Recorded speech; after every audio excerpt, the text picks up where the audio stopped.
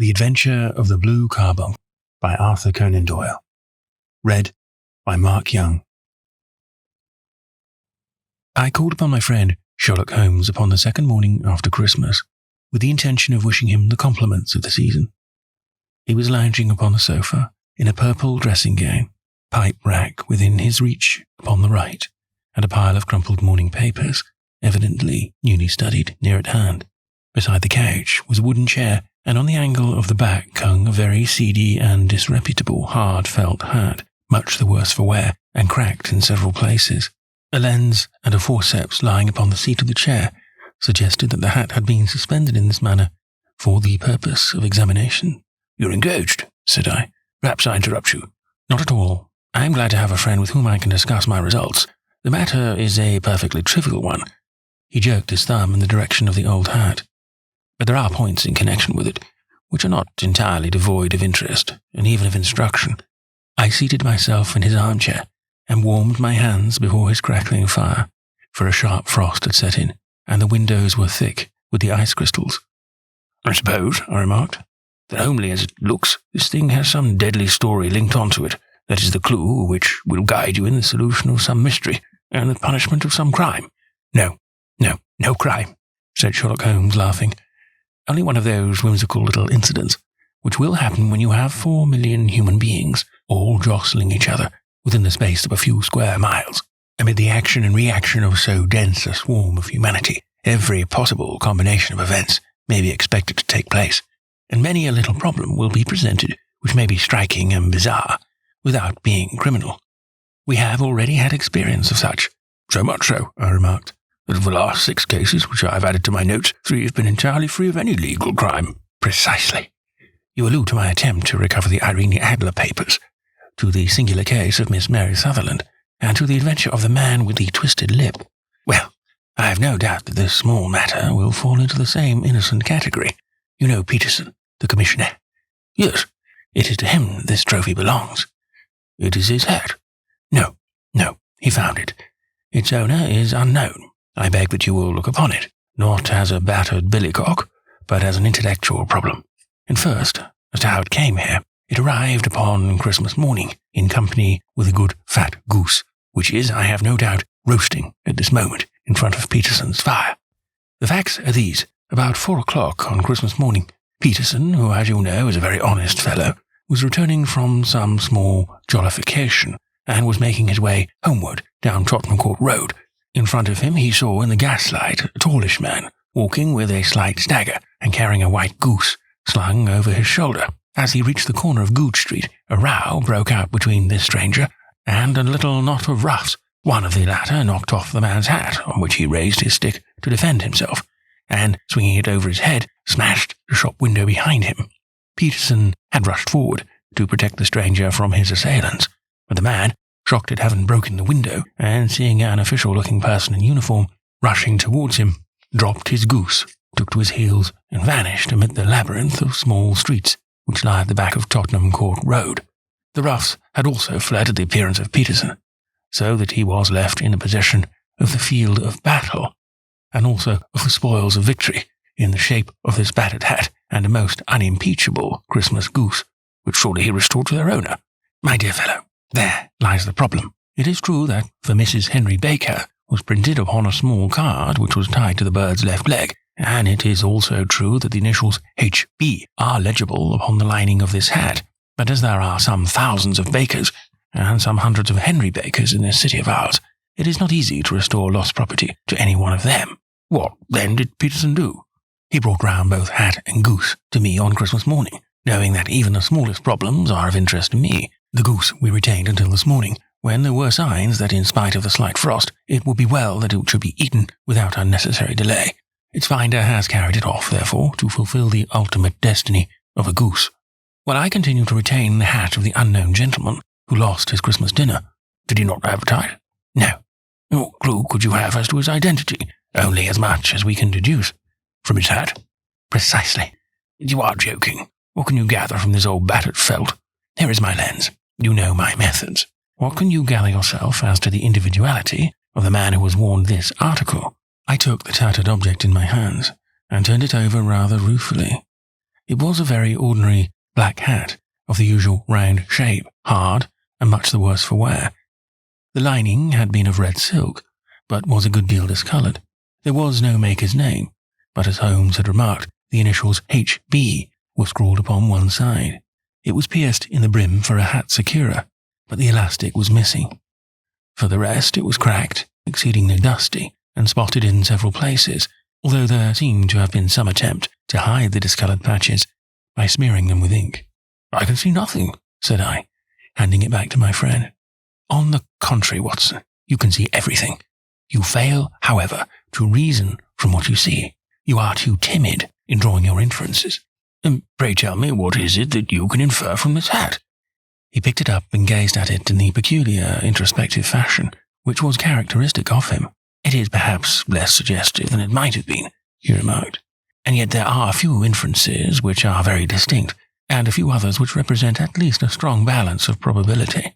That the man was highly intellectual is of course obvious upon the face of it, and also that he was fairly well-to-do within the last 3 years, although he has now fallen upon evil days. He had foresight, but has less now than formerly, pointing to a moral retrogression, which, when taken with the decline of his fortunes, seems to indicate some evil influence, probably drink, at work upon him. This may account also for the obvious fact that his wife has ceased to love him. My dear Holmes, he has, however, retained some degree of self-respect," he continued, disregarding my remonstrance. "He is a man who leads a sedentary life, goes out little, is out of training entirely, is middle-aged, has grizzled hair, which he has had cut within the last few days, and which he anoints with lime cream. These are the more patent facts which are to be deduced from his hat. Also, by the way, that it is extremely improbable that he has gas laid on in his house." "You are certainly joking, Holmes." "Not in the least. It is possible that even now, when I give you these results, you are unable to see how they were attained." "I have no doubt that I am very stupid, but I must confess that I am unable to follow you. For example, how did you deduce that this man was intellectual?" For answer, Holmes clapped the hat upon his head. It came right over the forehead and settled upon the bridge of his nose. "It is a question of cubic capacity," said he. "A man with so large a brain must have something in it." "The decline of his fortunes, then." "This hat is 3 years old. Those flat brims curled at the edge came in then. It is a hat of the very best quality. Look at the band of ribbed silk and the excellent lining. If this man could afford to buy so expensive a hat 3 years ago, and has had no hat since, then he has assuredly gone down in the world." "Well, that is clear enough, certainly, but how about the foresight and the moral retrogression?" Sherlock Holmes laughed. "Here is the foresight," said he, putting his finger upon the little disc and loop of the hat securer. "They are never sold upon hats. If this man ordered one, it is a sign of a certain amount of foresight, since he went out of his way to take this precaution against the wind. But since we see that he has broken the elastic, and has not troubled to replace it, it is obvious that he has less foresight now than formerly, which is a distinct proof of a weakening nature. On the other hand, he has endeavoured to conceal some of these stains upon the felt, by daubing them with ink, which is a sign that he has not entirely lost his self-respect." "Your reasoning is certainly plausible." "The further points that he is middle-aged, that his hair is grizzled, that it has recently been cut, and that he uses lime cream, are all to be gathered from a close examination of the lower part of the lining. The lens discloses a large number of hair ends, clean cut by the scissors of the barber. They all appear to be adhesive, and there is a distinct odour of lime cream. This dust, you will observe, is not the gritty grey dust of the street, but the fluffy brown dust of the house, showing that it has been hung up indoors most of the time, while the marks of moisture upon the inside are proof positive that the wearer perspired very freely and could, therefore, hardly be in the best of training. But his wife, you said that she had ceased to love him. This hat has not been brushed for weeks.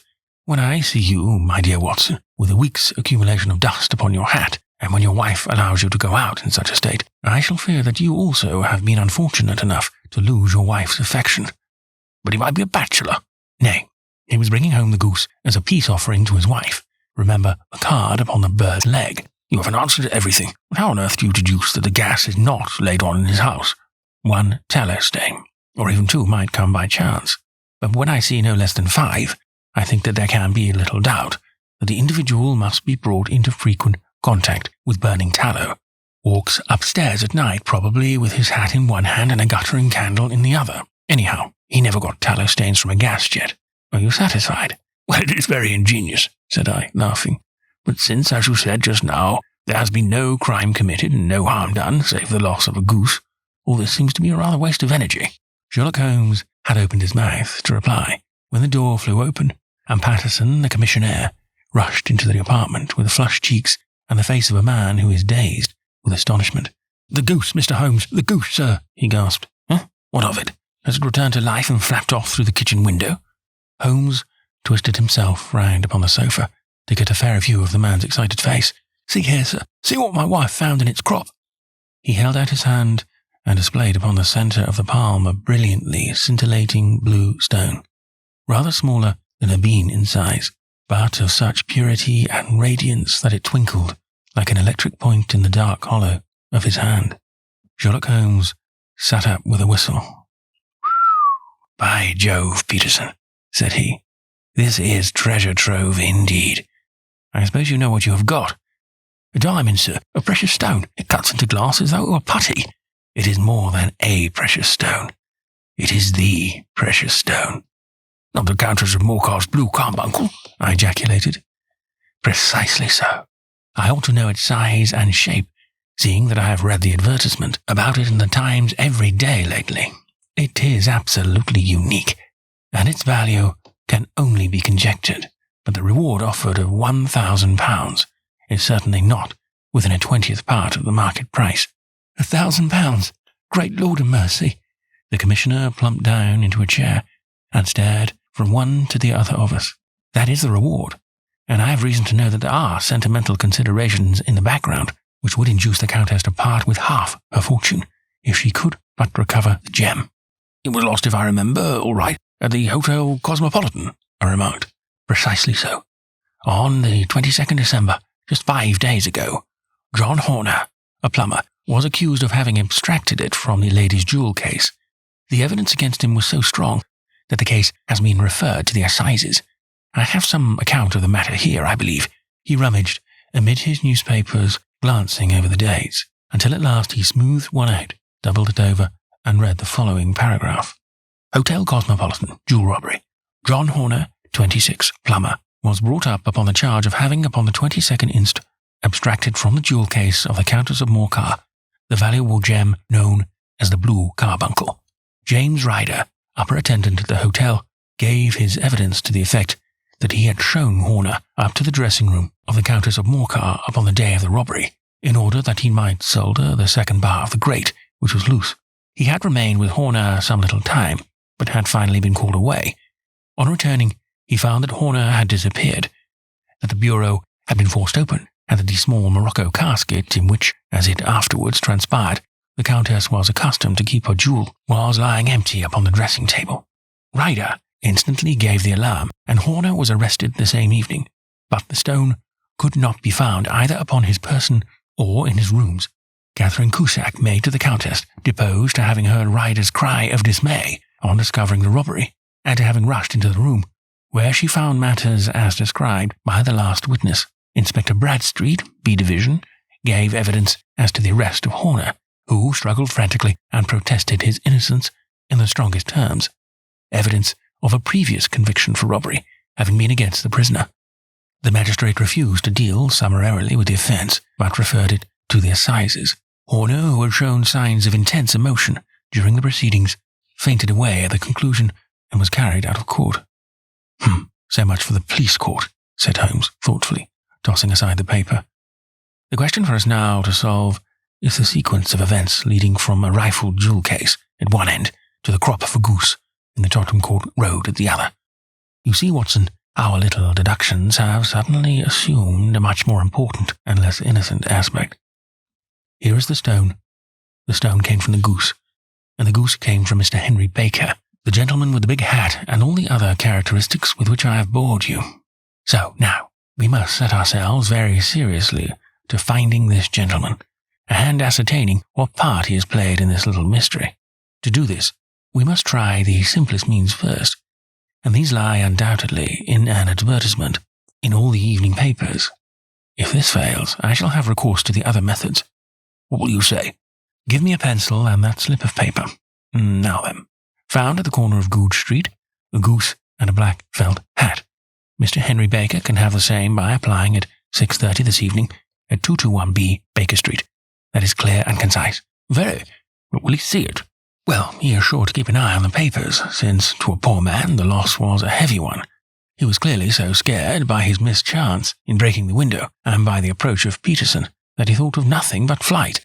But since then he must have bitterly regretted the impulse which caused him to drop his bird. Then again the introduction of his name will cause him to see it, for everyone who knows him will direct his attention to it. Here you are, Peterson. Run down to the advertising agency and have this put in the evening papers. In which, sir? Oh, in the Globe, Star, Pall Mall, St. James's, Evening News, Standard Echo, and any others that occur to you. Very well, sir. And this stone? Yes. I shall keep the stone. Thank you. And I say, Peterson, just buy a goose on your way back and leave it here with me. For we must have one to give to this gentleman in place of the one which your family is now devouring. When the commissioner had gone, Holmes took up the stone and held it against the light. It's a bonny thing, said he. Just see how it glints and sparkles. Of course, it is a nucleus and focus of crime. Every good stone is. They are the devil's pet baits. In the larger and older jewels, every facet may stand for a bloody deed. This stone is not yet 20 years old. It was found on the banks of the Amoy River in southern China, and is remarkable in having every characteristic of the carbuncle, save that it is blue in shade instead of ruby red. In spite of its youth, it has already a sinister history. There have been 2 murders, a vitriol throwing, a suicide, and several robberies brought about for the sake of this 40-grain weight of crystallized charcoal. Who would think that so pretty a toy would be a purveyor to the gallows and the prison? I'll lock it up in my strong-box now, and drop a line to the Countess to say that we have it. Do you think that this man Horner is innocent? I cannot tell. Well then, do you imagine that this other one, Henry Baker, had anything to do with the matter? It is, I think, much more likely that Henry Baker is an absolutely innocent man who had no idea that the bird which he was carrying was of considerably more value than if it were made of solid gold. That, however, I shall determine by a very simple test. If we have an answer to our advertisement, and you can think of nothing until then? Nothing.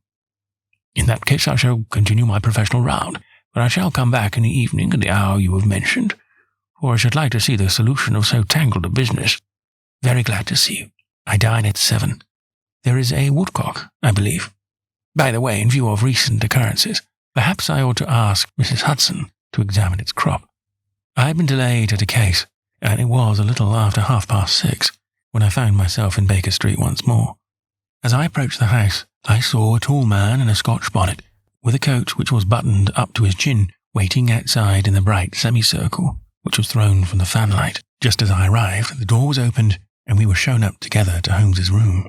Mr. Henry Baker, I believe, said he, rising from his armchair and greeting his visitor with the easy air of geniality which he could so readily assume. Pray take this chair by the fire, Mr. Baker. It is a cold night, and I observe that your circulation is more adapted for summer than for winter. Watson, you have just come at the right time. Is that your hat, Mr. Baker? Yes, sir, that is undoubtedly my hat. He was a large man with rounded shoulders, a massive head, and a broad, intelligent face, sloping down to a pointed beard of grizzled brown. A touch of red in nose and cheeks, with a slight tremor of his extended hands, recalled Holmes's surmise as to his habits. His rusty, black frock coat was buttoned right up in front, with the collar turned up, and his lank wrists protruded from his sleeves without a sign of cuff or shirt. He spoke in a slow, staccato fashion, choosing his words with care, and gave the impression, generally, of a man of learning and letters, who had ill usage at the hands of fortune. We have retained these things for some days, said Holmes, because we expected to see an advertisement from you giving your address. I am at a loss to know now why you did not advertise. Our visitor gave a rather shamefaced laugh. Shillings have not been so plentiful with me as they once were, he remarked. I had no doubt the gang of roughs who assaulted me had carried off both my hat and the bird. I did not care to spend more money in a hopeless attempt at recovering them. Very naturally. By the way, about the bird, we were compelled to eat it. To eat it? Our visitor half rose from his chair in his excitement, Yes, it would have been of no use to anyone had we not done so. But I presume that the other goose upon the sideboard, which is about the same weight and perfectly fresh, will answer your purpose equally well. Oh, certainly, answered Mr. Baker with a sigh of relief. Of course, we still have the feathers, legs, crop, and so on of your own bird, so if you wish. The man burst into a hearty laugh. They might be useful to me as relics of my adventure. Beyond that, I can hardly see what use the disjecta membra of my late acquaintance are going to be to me.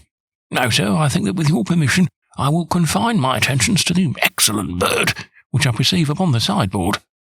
Sherlock Holmes glanced sharply across at me, with a slight shrug of his shoulders. There is your hat, then, and there your bird. There is your hat, then, and there your bird, said he. By the way, would it bore you to tell me where you got the other one from? I am somewhat of a fowl fancier, and I have seldom seen a better grown goose. Certainly, sir, said Baker, who had risen and tucked his newly gained property under his arm. There are a few of us who frequent the Alpha Inn, near the museum.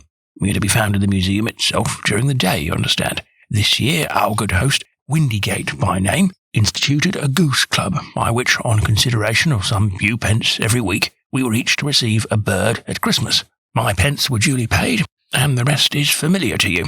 I am much indebted to you, sir, for a Scotch bonnet is fitted neither to my years nor my gravity.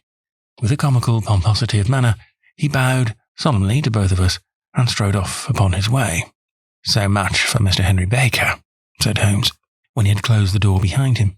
It is quite certain that he knows nothing whatever about the matter. Are you hungry, Watson? Not particular. Then I suggest that we turn our dinner into a supper, and follow up this clue while it is still hot. By all means. It was a bitter night, so we drew on our ulsters and wrapped cravats about our throats. Outside, the stars were shining coldly in a cloudless sky, and the breath of the passers-by blew out into smoke like so many pistol shots. Our footfalls rang out crisply and loudly as we swung through the Doctor's Quarter, Wimpole Street, Harley Street, and so through Wigmore Street into Oxford Street. In a quarter of an hour, we were in Bloomsbury at the Alpha Inn, which is a small public house at the corner of one of the streets which runs down into Holborn.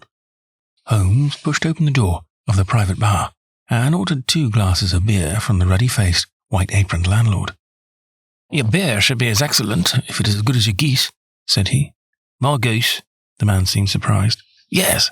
I was speaking about half an hour ago to Mr. Henry Baker, who was a member of your goose club. Oh, yes, I see. But you see, sir, them's not our geese. Indeed. Whose then? Well, I got the 2 dozen from a salesman in Covent Garden. Indeed, I know some of them. Which was it? Breckenridge is his name. Oh, I don't know him. Well, here's your good health, landlord, and prosperity to your house. Good night. Now, for Mr. Breckenridge, he continued, buttoning up his coat as we came out into the frosty air.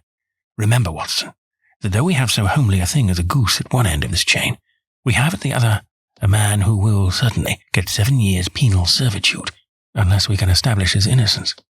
It is possible that our inquiry may but confirm his guilt, but in any case we have a line of investigation which has been missed by the police, and which a singular chance has placed in our hands. Let us follow it out to the bitter end. Faces to the south then, in quick march. We passed across Holborn, down Endell Street, and so through a zigzag of slums to Covent Garden Market. One of the largest stalls bore the name of Breckenridge upon it, and the proprietor, a horsey-looking man with a sharp face and trim side whiskers, was helping a boy to put up the shutters. Good evening. It's a cold night, said Holmes. The salesman nodded and shot a questioning glance at my companion. Sold out of geese, I see, continued Holmes, pointing at the bare slabs of marble. But you have 500 tomorrow morning. That's no good. Well, there are some on the stall with the gas flare. But I was recommended to you. Who by? The landlord of the Alpha. Oh, yes, I sent him a couple of dozen. Fine birds they were, too. Fine birds they were, too. Now, where did you get them from? To my surprise, the question provoked a burst of anger from the salesman. Now then, mister, said he, with his head cocked and his arms akimbo. What are you driving at? Let's have it straight now. Well, it is straight enough. I should like to know who sold you the geese which you supply to the Alpha. Well then, I shan't tell you. So now. Oh, it is a matter of no importance. But I don't know why you should be so warm over such a trifle. Warm? You'll be warm, maybe, if you're as pestered as I am. When I pay good money for a good article, there should be an end of the business.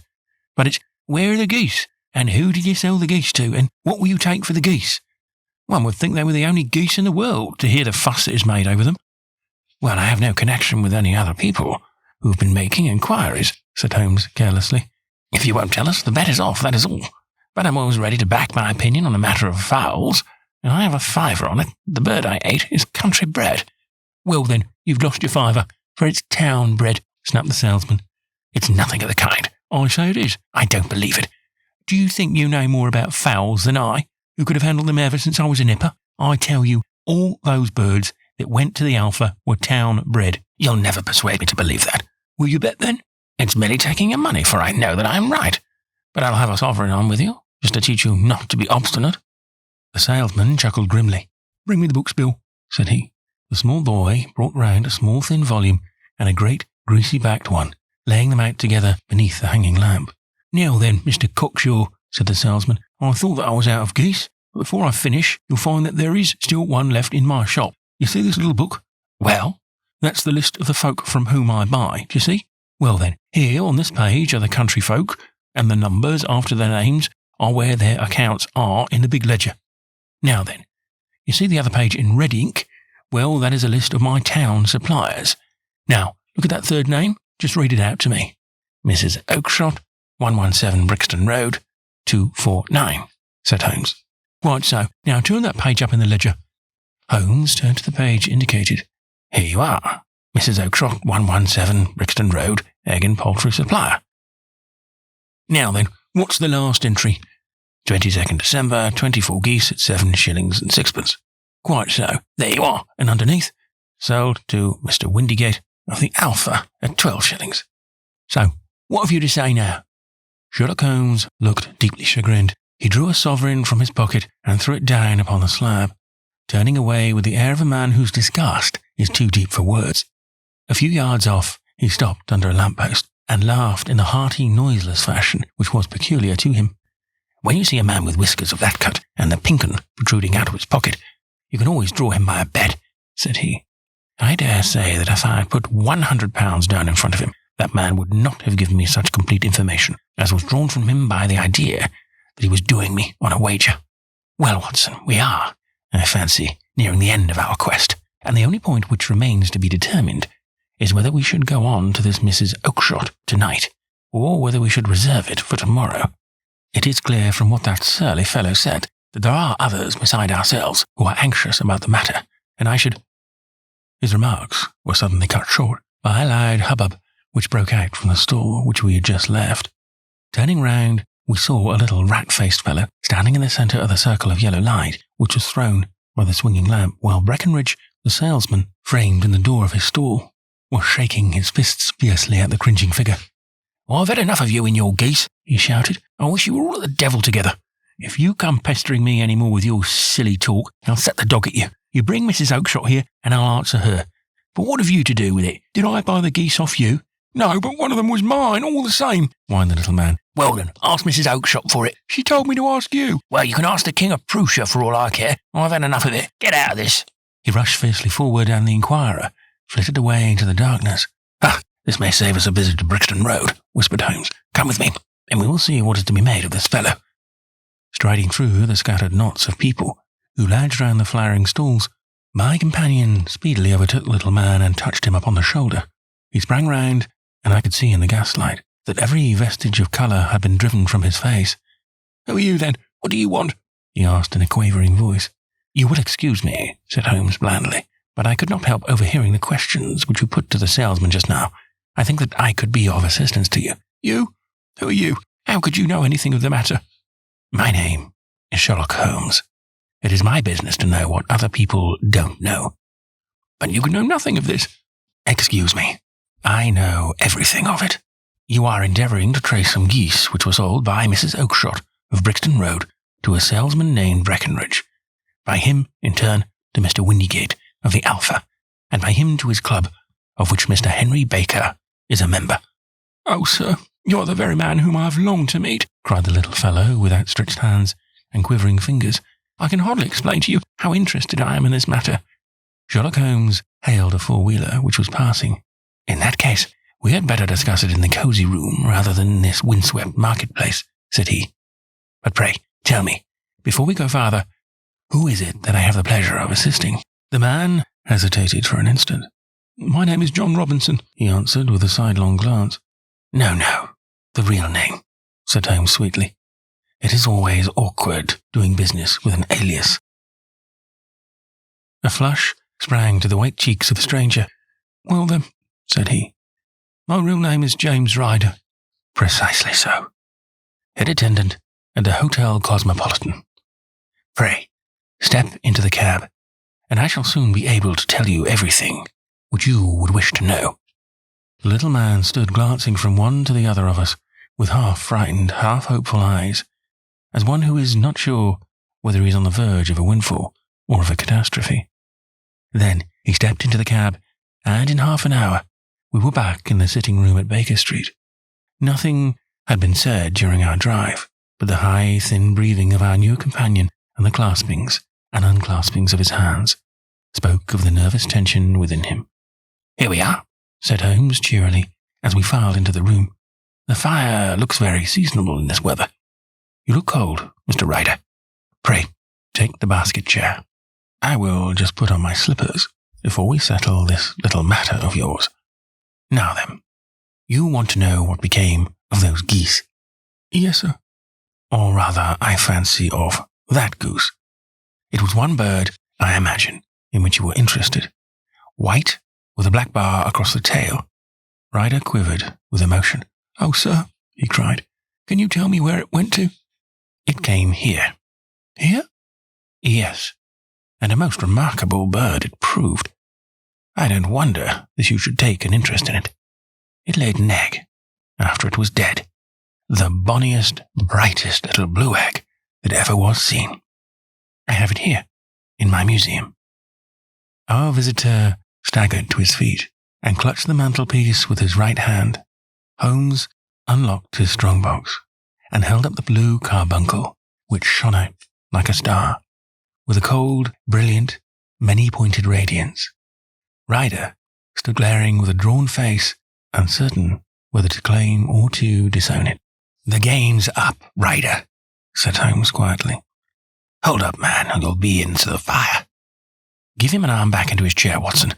He's not got blood enough to go in for felony impunity. Give him a dash of brandy. So, now he looks a little more human. What a shrimp it is, to be sure." For a moment he had staggered and nearly fallen, but the brandy brought a tinge of colour into his cheeks, and he sat, staring with frightened eyes at his accuser. "I have almost every link in my hands, and all the proofs which I could possibly need. So there is little which you need tell me. Still, that little may as well be cleared up to make the case complete. You had heard, Ryder, of this blue stone of the Countess of Morcar's." "It was Catherine Cusack who told me of it," said he in a crackling voice. "I see. Her ladyship's waiting maid. Well, the temptation of sudden wealth, so easily acquired, was too much for you, as it had been for better men before you. But you were not very scrupulous in the means you used. It seems to me, Ryder, there is the making of a very pretty villain in you. You knew that this man Horner, the plumber, had been concerned in some such matter before, and that suspicion would rest the more readily upon him. What did you do then? You made some small job in my lady's room, you and your confederate Cusack, and you managed that he should be the man sent for. Then, when he left, you rifled the jewel case, raised the alarm, and had this unfortunate man arrested. You then—" Ryder threw himself down suddenly upon the rug and clutched at my companion's knee.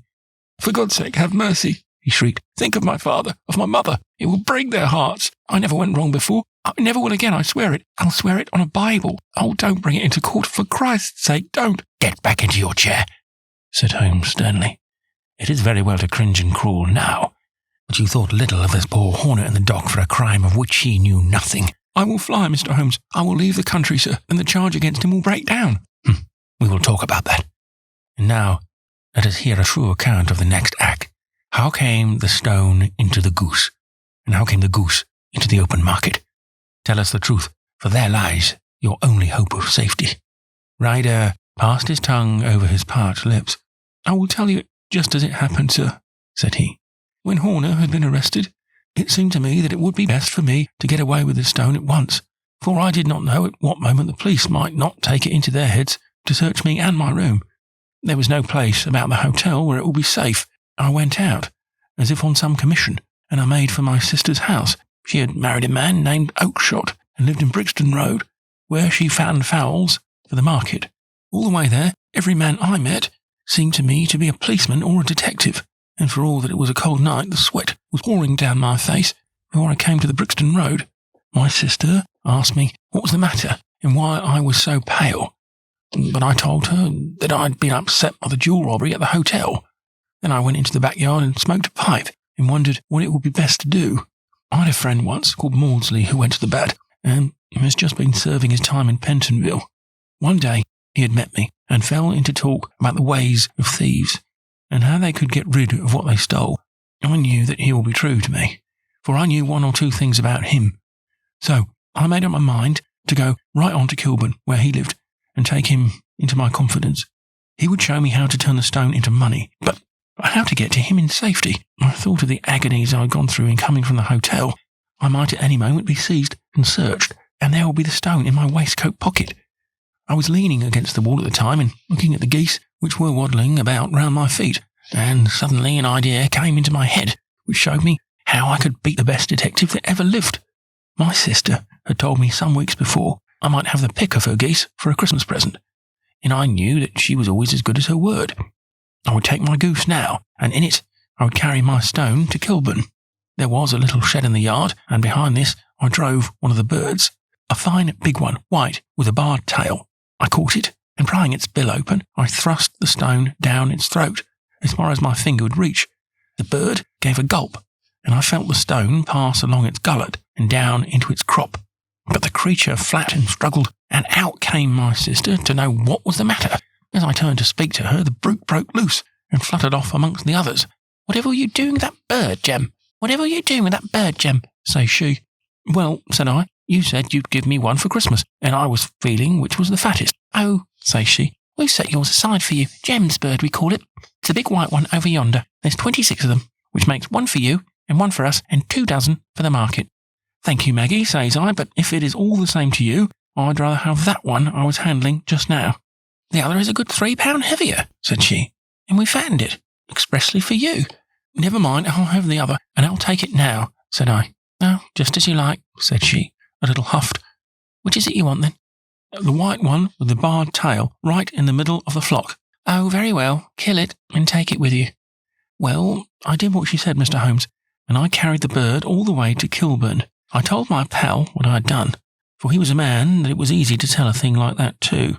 He laughed until he choked, and we got a knife and opened the goose.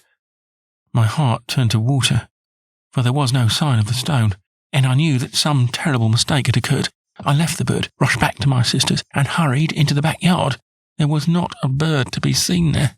"Where are they all, Maggie?" I cried. "Gone to the dealers, Jem." "Which dealers?" "Breckenridge, of Covent Garden." "But was there another with a barred tail?" I asked. "The same as the one I chose?" "Yes, Jem, there were 2 barred-tailed ones, and I could never tell them apart." "Well, then, of course, I saw it all, and I ran off as hard as my feet would carry me to this man Breckenridge, but he had sold the lot at once, and not one word would he tell me as to where they had gone. You heard him yourselves tonight. Well, he has always answered me like that. My sister thinks that I am going mad. Sometimes I think that I am myself. And now I am myself a branded thief, without ever having touched the wealth for which I sold my character. God help me! God help me!" He burst into convulsive sobbing, with his face buried in his hands. There was a long silence, broken only by his heavy breathing, and by the measured tapping of Sherlock Holmes's fingertips upon the edge of the table. Then my friend rose and threw open the door. "Get out," said he. "What, sir?" "Oh, heaven bless you." "No more words. Get out." And no more words were needed. There was a rush, a clatter upon the stairs, the bang of a door, and the crisp rattle of running footfalls from the street. "After all, Watson," said Holmes, reaching up his hand for his clay pipe, "I am not retained by the police to supply their deficiencies. If Horner were in danger, it would be another thing, but this fellow will not appear against him. and the case must collapse. I suppose that I am commuting a felony, but it is just possible that I am saving a soul. This fellow will not go wrong again. He is too terribly frightened. Send him to jail now, and you make him a jailbird for life. Besides, it is the season of forgiveness. Chance has put in our way a most singular and whimsical problem, and its solution is its own reward. If you will have the goodness to touch the bell, Doctor, we will begin another investigation, in which also a bird will be the chief feature.